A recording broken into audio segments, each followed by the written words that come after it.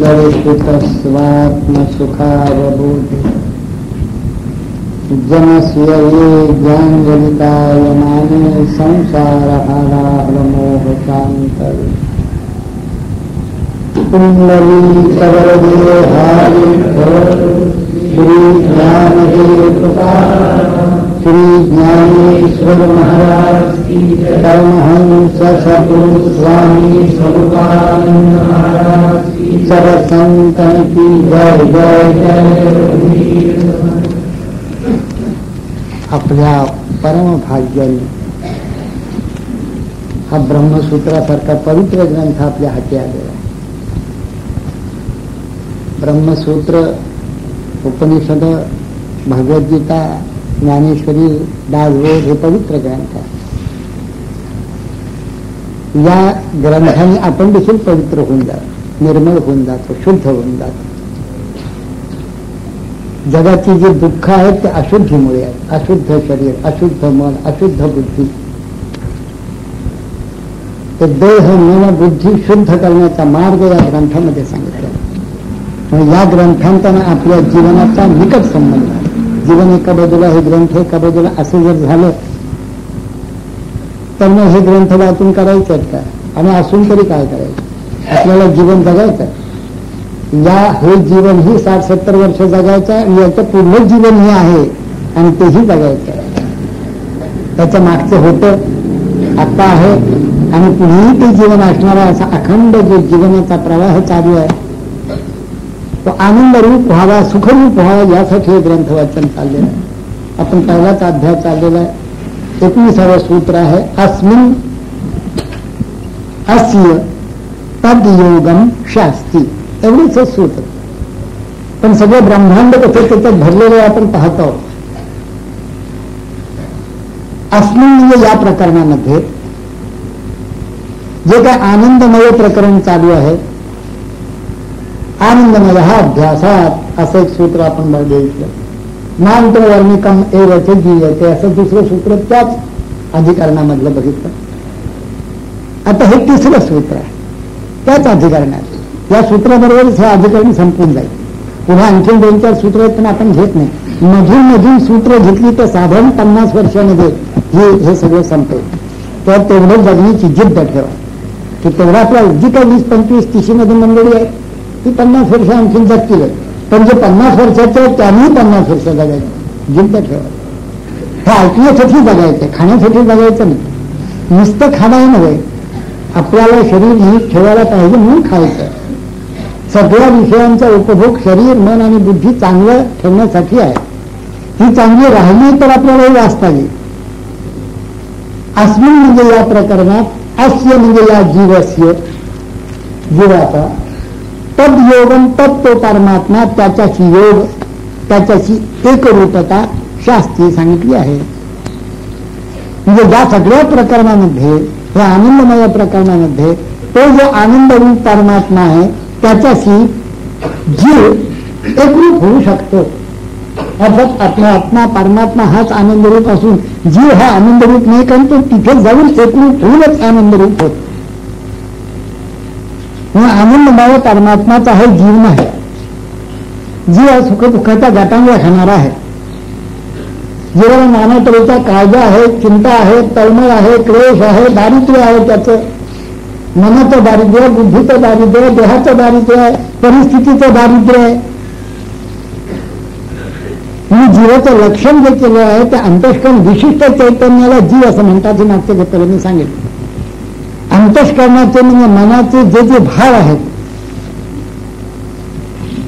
ज्या ज्या कल्पना आहेत, मनामध्ये जे जे काही विचार स्फुरतात ते सारेच्या सारे आपल्या डोक्यावर लादून घेऊन, आपल्या डोक्यावर घेऊन हा जीव सुखदुःखाच्या गटांगळ्या खातो. म्हणून त्याला जीव असं म्हणतात. या चैतन्याला जीव असं म्हणतात. अंतःकरण विशिष्ट चैतन्याला जीव म्हणतात. अंतःकरण जर दुष्ट असेल हा जीव म्हणतो मी दुष्ट आहे. अंतःकरण चांगला असेल हा जीव म्हणतो मी चांगला आहे. अंतःकरणामध्ये परमार्थ बसला असेल हा म्हणतो मी परमार्थी आहे. अंतःकरणात केवळ संसार असेल हा म्हणतो मी संसारी आहे. असं अंतःकरणाचे जे भाव ते सगळेच्या सगळे आपल्या डोक्यावर घेतात. ज्ञानेश्वर महाराजांनी जीवाचं लक्षण अतिशय सुंदर केलेलं आहे. ते म्हणतात जो चेतनेचा चक्षु, इंद्रिय ग्रामीणचा अध्यक्ष, देहास्तमानी वृक्षु संकल्प विहंगमाचा, संकल्परूप पक्षी देहाच्या अस्तमानी ज्या वृक्षावर राहतात तो हा वृक्ष आहे. म्हणजे पुन्हा सगळे संकल्प घेऊन घेऊन पुढे जातात. जो चेतनेचा चक्षु, इंद्रिय ग्रामीणचा अध्यक्षु, देहास्तमानी वृक्षु संकल्प विहंगमाचा, जो परमात्माची दुसरा, वस्तुतः परमात्मा पण अहंकार निद्रे निदसुरा. पण अहंकार आहे, मी देह आहे, मी मन आहे, मी बुद्धी आहे, माझी ही पोझिशन आहे, माझी ती पोझिशन आहे, मी श्रीमंत आहे, मी गरीब आहे, मी काळा आहे, गोरा आहे, नाना प्रकारचे देहाचे भाव, मनाचे भाव, बुद्धीचे भाव सगळे आपल्यावर लागून घेणार. म्हणून अहंकार निद्रे निदसुरा. म्हणून स्वप्नींची या वोरबारा संतोषेशी, वस्तुतः जे स्वप्नींच आहे सुख दुःख त्याने हा संतुष्ट होतो, शिवतो असा हा जीव. असं लक्षण ज्ञानेश्वर महाराजांनी जीवाचं, ते अगदी तंतोतंत आहे. ज्ञानेश्वर महाराजांनी सगळ्या उपनिषदांचं सार, सगळ्या भगवद्गीतेचं सार, सगळ्या ब्रह्मसूत्रांचं सार त्या ज्ञानेश्वरीमध्ये आणलेलं आहे. असा एक विषय नाही की ज्ञानेश्वर महाराजांनी त्या विषयाला स्पर्श केला नाही आणि त्या विषयाचं सोनं केलं नाही. तो कर्मयोग असो, तो भक्तियोग असो, तो ध्यानयोग असो, तो ज्ञानयोग असो, तो ज्ञेय असो, त्या ज्ञेयाचं जे वर्णन ज्ञेयम व्यक्त प्रवक्ष्याने भगवद्गीतेच्या श्लोकावरचं ज्ञानेश्वरी आता, त्या ज्ञानाचं लक्षण, त्या ज्ञानावर ज्ञानेश्वर महाराज काय म्हणतात ते का, जयाचे उजाळे उघडती बुद्धीचे डोळे, ज्याच्या प्रकाशाने बुद्धीचे डोळे उघडतात, जीवी दोंडावरी डोळे आनंदाच्या, जे आनंदरूप होऊन जातो ज्ञानप्रद. आत्मजा जीव बुद्धी लागली होती क्षय व्याधी, ती जयाची असन्निधी निर्जाची जे, ज्या ज्ञानाने आत्म्याला जी क्षयबुद्धी लागली त्याने जीव झाला, आत्मा व्यापक तो संकुचित झाला. क्षयामध्ये काय होतं, चांगला धष्टपुष्ट मनुष्य हळूहळू हळूहळूतात नसते.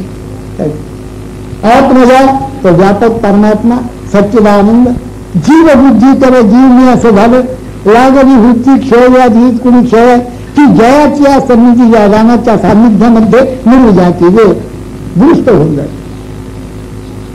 असं गोड वर्षण ज्ञानेश्वर, नुसतं ज्ञान शब्दाला ते ज्ञानेश्वर महाराजांनी असं आणखी ठिकाणी केलंय.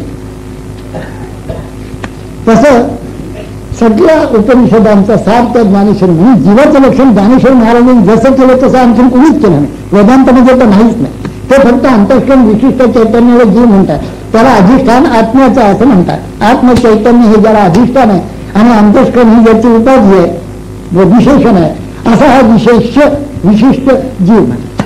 अंतःकरण विशिष्ट चैतन्य या जीवाचा अस्य तद, तो जो परमात्मा सच्चिद आनंद हे ज्याचं लक्षण आहे.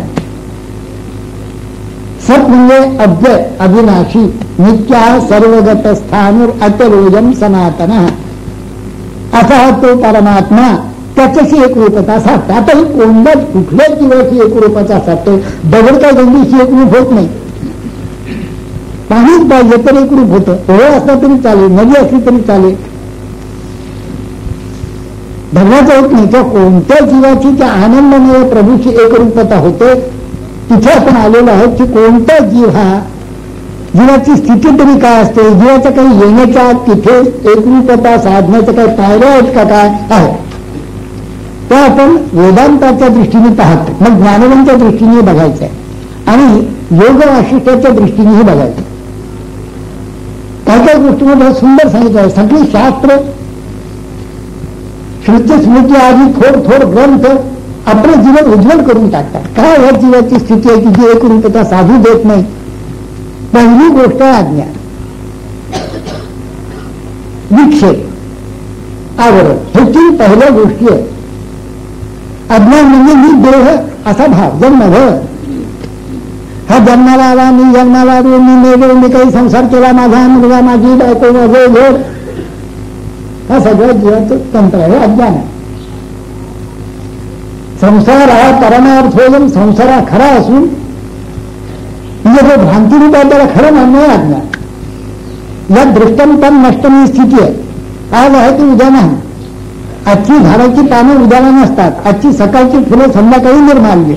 तसा आजचा तरुण तरुणा बाण पुरुष 30-40 ओलांडीचे झाला मारतात. त्यांना चित्त बघायला नको, 60 तर वागतो. आता जरा बुशकोट वगैरे घालतात, बुशर्ट वगैरे 60तली माणसं, त्यामुळे तरुण दिसतात. पण आतून कुठलं तारून नाही ना, आतून म्हातारा झालेलाच असतो, तरुण होईल कसं. आणि मग 60-70 झाली, तुझ्या तयारीला लागावं. 60 झाली की आपलं बाळ दिसताना आपल्याला हे लॉज आता सोडायचं आहे. कोणी महाराज म्हणत असेल ना की लॉज चांगला आहे, मुंबईला पुण्याला लॉजमध्ये उतरला चांगला आहे, उत्तर लॉज एअर कंडिशन खोलीमध्ये बसलेलं आहे. पण त्याला माहिती आहे की 2-3 दिवसच मुक्काम असून पुढे आपल्याला इथून लॉज सोडून द्यायचं. लॉजवर महत्व ठेवत नाही तो की माझं लॉज आहे, की माझी खोली आहे असं म्हणत नाही.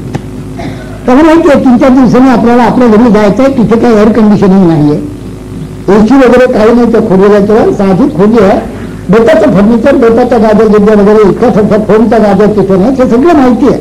त्याला सोडायचं आहे. तसं हे जगत सोडायचं आहे. 60-70-60 वर्ष नाही, 50 नव्हे, 30तच विचार करा. म्हणजे शहाणी मंडळी आहेत, असे संत मंडळी ते 20-10व्या वर्षीच विचार करा. समर्थ बाहेर गेले तेव्हा 12 वर्षाचे, ना बाहेर पडले 10व्या वर्षी. स्वामीजींना बोध झाला 18व्या वर्षी, गोंदवलेकर महाराज बाहेर पडले 10व्या वर्षी.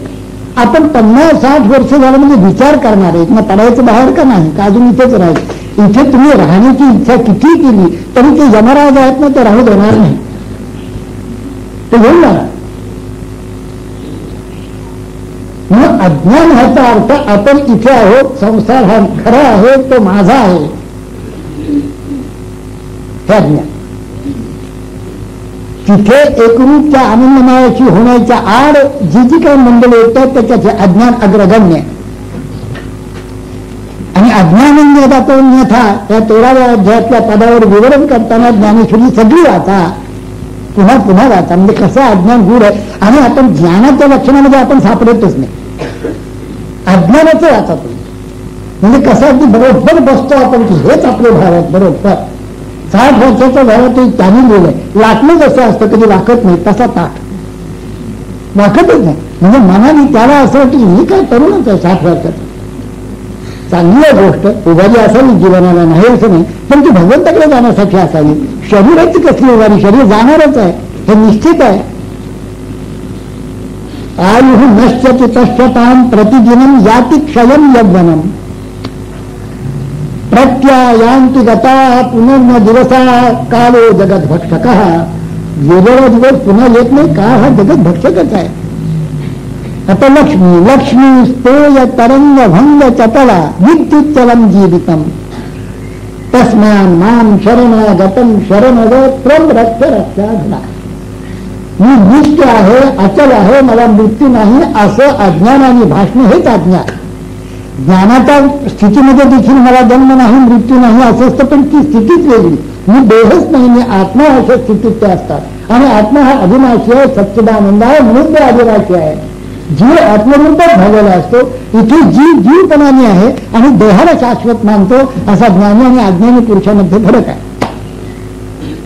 तो अज्ञान हा पहिला अडथळा आहे. त्या आनंद रूपाची जीवाचा एक रूपता साधण्यासाठी ज्या गोष्टी आवश्यक आहेत त्याच्यात अज्ञान आड येत. विक्षेप आणि आवरण जवळजवळ एक आहे. जे आहे ते झाकणं नाही ते दाखवणं हे दोघांचंही तंत्र आहे. परमात्मा आहे, तो अनुरेणू बसून आहे, नित्य आहे, आपल्या समोर आहे. एरवी मी तरी कैसा मुखाप्रती भावू का जायचा, काही दिसे न दिसे ऐसा राणीचा नव्हे. म्हणजे दिसत नाही तर दिसतो, कधी दिसत नाही असं नाहीये. तो अखंड आहे. ज्ञानाच्या दृष्टीने परमात्मा अखंडच आहे. ज्ञानदृष्टी उघडल्याबरोबर तो परमात्मा प्रत्येक वस्तुमात्रामध्ये, प्राणमात्रामध्ये आत बाहेर ओतप्रोत भरून राहिलेला आनंद रूपाने, शांती रूपाने, प्रेम रूपाने दिसून येतो, ज्योती रूपाने दिसून येतो. काय गोड ते सगळं रूप असतं. नीलवर्ण ज्योती एकदा प्रकाशित झाली ध्यानामध्ये, हा योगाचा भाग आहे. योगानेही परमात्मा बघता येतो, भक्तीनेही परमात्मा बघतो. भक्तीने एकदा आपल्या अंतःकरणात आनंदाचा उकळा फुटायला लागला, राम नाम घेता घेता, की आपोआपच त्या प्रेमामध्ये तो परमात्मा बोलतो, नाचतो, नामदेव कीर्तन करी पुढे देव नाचे पांडुरंग असं होऊन जात. भक्तीच्या आणारी परमात्मा लक्षात, तो भक्तीच्या आणारी मुख्यतः प्रेम स्वरूप परमात्मा लक्षात येतो. योगाच्या आणारी मुख्यतः ज्योतिरूप, शांतिरूप, नादरूप अशा अंगाने परमात्मा दिसतो. ज्ञानाच्या अंगाने जिथे जिथे पाहू तिथे परमात्मा नीट लपून राहिले असं बोध होतो. असं अखंडनीय असताना न दिसणं हे विक्षेप आणि आवरण आहे. आवरणाने तो झाकला जातो आणि विक्षेपाने माहिती वस्तू आपल्याला दिसायला लागते. विश्व वस्तुता नाही ते दिसतं. नाम रूप वर्ण आकार वस्तुता नष्ट होणार आहेत ते आपल्याला स्पष्ट दिसतात. परमात्मा मात्र दिसतच, सत्य मात्र दिसतच. हिरणमयेन पात्रेने सत्यस्याति हितम मुखम. हे सत्य या हिरणमय पात्राने झाकलेलं आहे. तत्त्वं पुरुषं अपावृणु सत्य धर्माय दृष्टये. मला त्या सत्य धर्माचं मला सत्य काय ते कळावं यासाठी हे हिरणमय पात्र ते जे झाकण आहे ना काढून टाके. हिरणमय आहे, ही माया मोठी मोह नाहीये. पैसा मिळाला म्हणजे बरोबर, ज्ञान मिळालं म्हणजे बरोबर, शरीर सृष्टीचे कसं म्हणजे बरोबर, एखादा ब्लॉक घेतला घर घेतलं म्हणजे बरोबर, गाडी आली मग तर विचारूच नका. तो समाजापासून मी कुणीतरी मोठा असं समजूत राहतो. हे हिरणमय पात्र काय आहे त्याचं हे कारण आहे. हे मोठं मोहक आहे, आकर्षक आहे.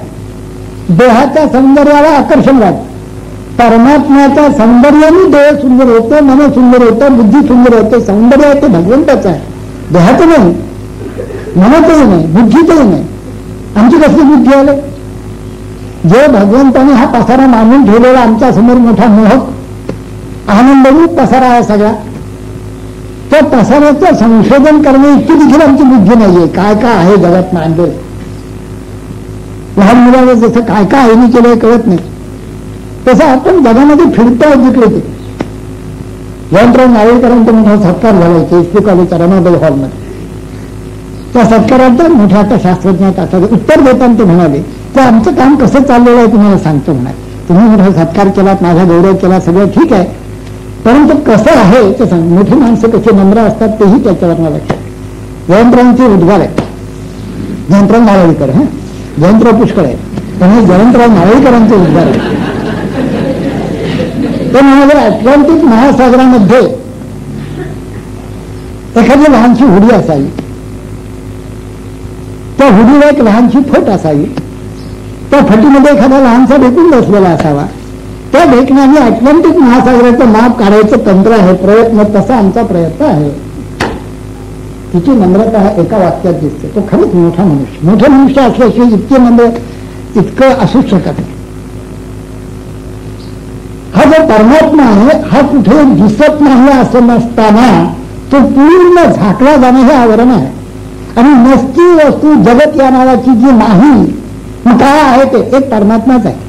जगत या नावाची त्यांनीच आकार धारण केले आहेत. निर्णय आनानी नामे आनानी वर्तने, त्यांचे स्वभाव भिन्न आहे, त्यांची प्रकृती भिन्न आहे, त्यांचा वर्ण भिन्न आहे, त्यांचे आकार भिन्न आहेत, त्यांचे रूप भिन्न आहेत, पण एकच परमात्मा अखंड नटून राहील. जसं एकच सुवर्ण अनंत अलंकाराने नटून राहतं, एकच मृत्तिका नाना आकाराच्या वर्णाच्या घटाने नटून राहते, एकच तंतू नाना रस्त्याने आहे ते वेगळं मिळालं आणि होतं नाही. तुम्ही दोन्ही एकच कसं म्हणता? पण ते तंतू रूपाने एकच आहे. जसं एकच मूळ तत्व कोळसा आणि हिराच्या रूपाने नटून राहतं. आता हिरा आणि कोळसा काय सारखे आहेत का? उद्या मुलीचं लग्न निघालं त्याला जर कोळशाचं पेटत टाकून गेलं खुंटा होईल ते चालेल काय? तुम्ही कसं तत्वता आहे एक तसं तत्वता एकच परमात्मा नाना व्यक्तीमध्ये नटून राहिलेला आहे. तोच आनंद रूप आनंद घन चेतोमुख प्रज्ञान घन असं तो सगळ्यांच्या अंतर्यामी अंतस्करणामध्ये पक्का बसून राहिलेला हा तर आनंदमय परमात्मा.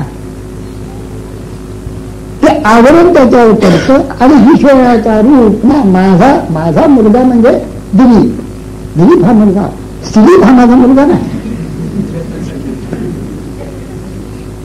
माझा मुलाचं नाव अनिल, सुनील नाही. लक्षात ठेवा तुम्ही विसरायला ठेवा बदलताय. अनिल आपण येताना तुम्ही सुनील काय लिहिलं? माझ्या मुलाचं नाव तुम्हाला माहिती नाही, आणखी नाव काय त्याच्या जोडीला नाम वर्ण आकार आहे अत्यंत असत असून ज्या अधिष्ठानावर ते भासतात ते सत्य. त्या अधिष्ठानाच्या रूपाने अखंड परमात्मा आपल्या समोर असताना त्याच्यावर झाकण पडणं आवरण आणि नसती वस्तू दाखवणं विक्षेप. हे विक्षेप आणि आवरण हे दोष परमात्म्याकडे जाण्याचा आड जीवाला येतात. नाही तर वस्तुतः आनंद रूपाची एकरूपता व्हायला जी मुळातच ब्रह्म असताना काय आवड येतं? अज्ञान, विक्षेप, आवरण. आता परोक्ष ज्ञान. आता हे तर पुढे हे तीन मात्र हे अडथळेच आहे. हे जाणून घेऊन हा अंतराय भगवंता, हा अंतराय अवस्थिता, का ओढवला भगवंता, ऐसा दिवी भोग भोगिता अनुतापी नित्य. काही पूर्वजन्मांच्या सुकृताने हा अंतराय माझ्यात आणि परमेश्वरात कसा आला असा विवेक यायला, विचार करायला. मग तो ज्ञानेश्वरी आहे, बालदेव ऐकायला, ब्रह्मसूत्र ऐकायला येतो. खरं विवेक येतो की का बरं मला आनंद मिळत नाही. आपण जर आनंद रूपात असे सारे विचारवंत आणि संत सांगतात तर आनंद गेला कुठे? हे सत्य सत्य म्हणतात, जो अखंड जे अखंड म्हटलं नाही सर्वांगाने, ते सत्य मला कसं कळत नाही असा विवेक यायला लागला. आणि मग पुन्हा संतांना पावसला जातो, गोंधळला जातो, सज्जनगडला जातो, आळंदीला जातो, कोणी संत भेटतात का पाहतो, त्यांना शरण जात. कसं करतात? त्यांना शरण जातो. भगवंतांनी सांगितले तद्विधी प्रणिपाते तरी प्रश्नेन सेवया उपदेशंती ते ज्ञानम. ते जे संत मंडळी आहेत ज्यांनी त्याचा अनुभव घेतलेला आहे ते तुला ज्ञानाचा उपदेश करतील. या भगवत वाक्यावर विचार नीट करून या भगवत वाक्यावर विश्वास ठेवून ते ज्ञान म्हणजे नेमकं काय, का ते सत्य हरपलेलं ज्ञान, सत्य, परमात्मा, ओम सोहम सगळं एकच आहे. ओम सोहम हे त्याचे सहा म्हणजे जो विश्वात्मक प्रभू तोच अहम म्हणजे जीव आहे असा बोध क्षणक्षणाला करत राहणं. सोहम करून श्वासोश्वासाबरोबर सोहम करून तो सहा जो विश्वात्मक प्रभू आहे त्याच्याशी हा आपण जो संकुचित असा जो जीव वस्तुतः त्याचाच अंश तोच असताना जसं गुंजभर सोनं आणखी 100 बार वजनाचं सोनं जसं एक, सागर आणि तरंग जसा एक, तसा जीवशिव एक असताना तो का होत नाही असा विवेक करून त्या सद्गुरूंना शरण जाऊन आपण त्या सहा एवढं मोठं व्यापक होणं, हे विश्वची माझे घर ऐसी मती जयाची स्थिर इतका व्यापक होणं. संकोच जीवाचा मायसेल्फ माय वाईफ तू ठेवते, वन बॉय वन गर्ल.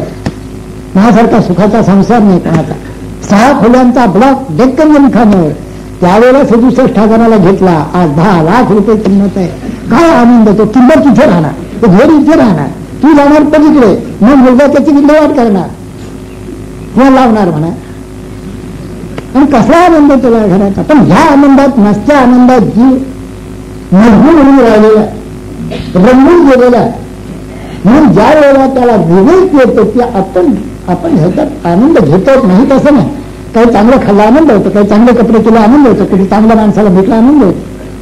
त्याच्यातून नित्य आनंद स्वरूप माझं जे ती मात्र निश्चित तुझं काम दुःखीत आहे, खूपच दुःख आहे.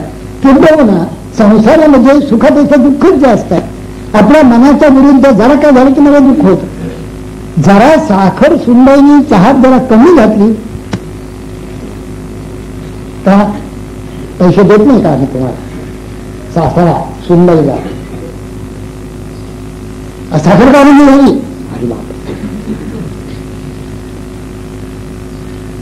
मग सुंबाई काही कमी नसतात. सुंबाई त्या बाजूने सासऱ्यावर दुःख देतात, सासरा सुंबाईने दुःख देत असतो. आणि सासू आणि सासरे तरी कुठे एकरूप असतात. माझा हक्क का तुझा हक्क याच्यावर त्यांची देखील आपापसात 60व्या वर्षी आपण रात्रींना युद्धाचा प्रसंग. अंतर्बाह्य मन आणि जग हा सगळा विवेक अंतःकरणामध्ये येऊन कोणा सद्गुरूला, कोणाला संतांना त्यांच्याकडे जाऊन काही श्रवण करून काही मनन करून त्याला कळायला लागतं की परमात्मा आहे, तो आनंदरूप आहे. मला लक्षात आलेलं आहे की हे सगळं व्यर्थ असून तेच एक सत्य आहे. हे सगळं वाक्य असत आहे. संत म्हणतात ते बरोबर आहे. हे सगळं असत असून एकच सत वस्तू आहे.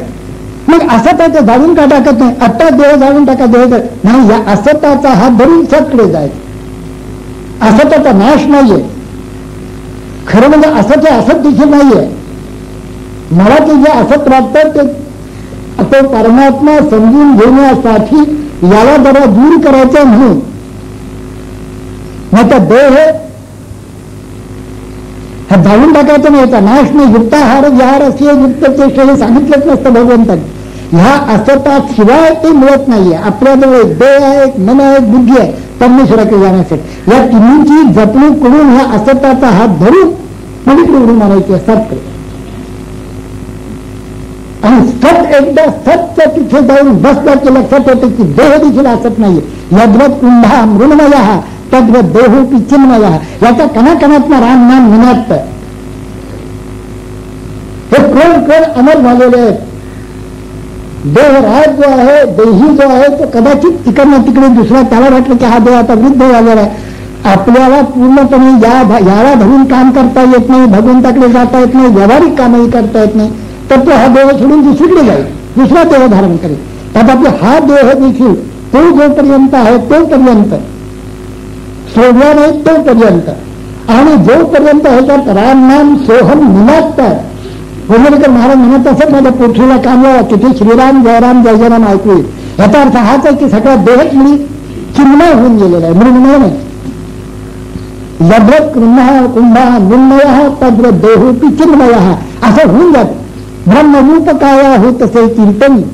हे सगळं भाग्य माझ्या वाट्याला कधी असा तळमळत राहतो. आणि मग त्याला सद्गुरू भेट. तिथपर्यंत परोक्ष ज्ञान आहे. परमात्मा आहे तो सच्चिदानंद आहे, सर्व भूतमित्र व्यापून आहे असं ग्रंथांतरी लिहिलेलं आहे. ते मला आता मी वाचलेलं आहे. माझा त्याच्यावर पूर्ण विश्वास बसलेला आहे. यासाठी संतांना शरण गेलेला आहे. इतकं हे परोक्ष ज्ञान. तो काही प्रवचन करतो, काही प्रवचनाला जातो, काही ऐकतो, काही श्रवण करतो, काही चिंतन करतो, झोपताना नामस्मरण करतो, उठल्यावर नामस्मरण करतो. असं हे सगळं परोक्ष ज्ञान. या परोक्ष ज्ञानाची मर्यादा. या परोक्ष ज्ञानाने दुःख निवृत्ती कशी होते जीवाची ते आपण पुढल्या क्षेत्राला बघू. ओम तत्सत. विठ्ठल विठ्ठल विठ्ठल म्हणतो योगी थोर विरागी तत्वज्ञानी संत ओ सत कविवर परात्पर गुरु ज्ञानदेव भगवंत. ओम ईशास्यं निगंधरणं यत्किंच जगत्यां जगत् तेन त्यक्तेन भूमिठाः मातृभः कस्य स्विद्धनम्. ओम शांति शांति शांति.